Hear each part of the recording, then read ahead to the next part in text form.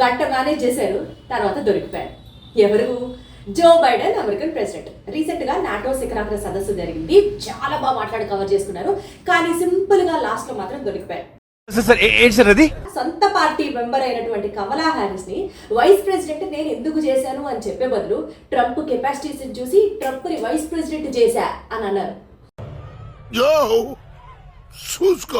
American president ఇలా తడబడుతున్నాడు ఏంటి అని పాపం అమెరికన్లు అందరూ కంగారు పడిపోతున్నారు. వాళ్ళ పరిస్థితి ఏంటో తెలుసా?